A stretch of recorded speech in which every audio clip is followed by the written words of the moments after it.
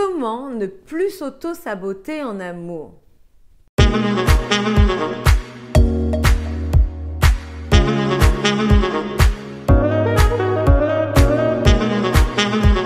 Bonjour mesdames, j'espère que vous allez bien, j'espère que vous avez la forme, j'espère que vous avez toujours ce désir puissant de réussir à être enfin heureuse avec un homme, de faire en sorte d'être cette femme heureuse aussi dans sa vie, cette femme optimale qui réussit à prendre cette belle part du gâteau comme j'aime à le dire.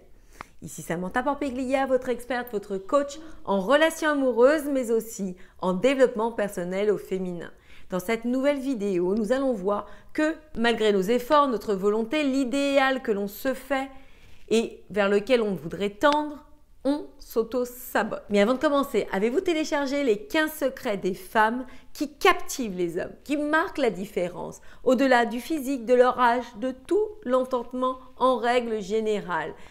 Ces femmes qui, à travers l'histoire, ont captivé des hommes puissants, des hommes qui avaient véritablement le choix dans leur sélection de femmes.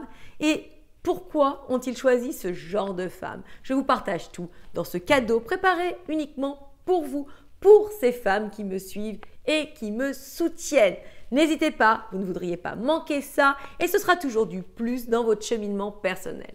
Donc sans plus tarder, rentrons dans le vif du sujet. Premièrement, mesdames, malgré toute votre bonne volonté, il va falloir que vous vous honoriez en faisant de meilleurs choix, en augmentant vos standards d'hommes. C'est-à-dire que trop souvent, on se sous-estime. On est malveillante vis-à-vis de nous-mêmes. Nous ne sommes pas véritablement objectives.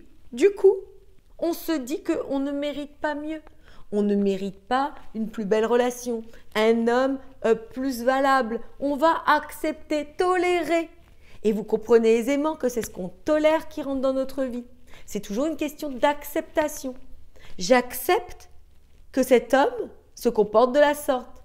J'accepte que cet homme rentre dans ma vie. Et si vous le refusez, vous ouvrez la porte à un homme qui sera mieux, qui sera plus louable et plus valable.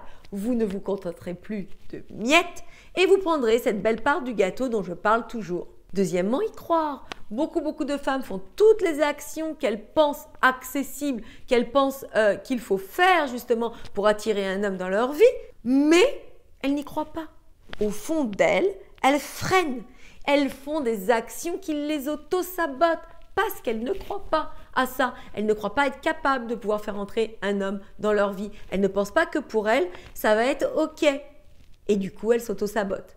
Et troisième point, s'autoriser à être heureuse.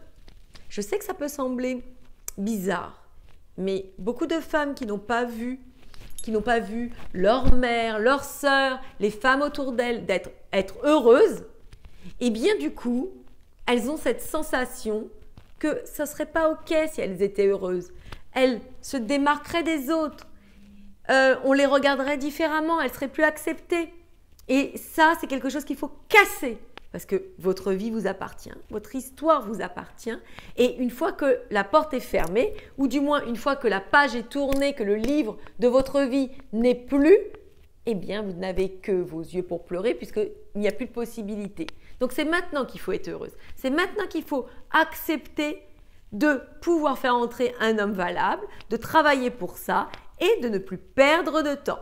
Mesdames, je vous embrasse, je vous dis encore merci d'être là, merci de me soutenir, merci de m'accompagner. Toujours comme d'habitude, je vous donne et je reçois. Je vous embrasse, je vous dis à très vite pour la prochaine vidéo. Portez-vous bien, ciao!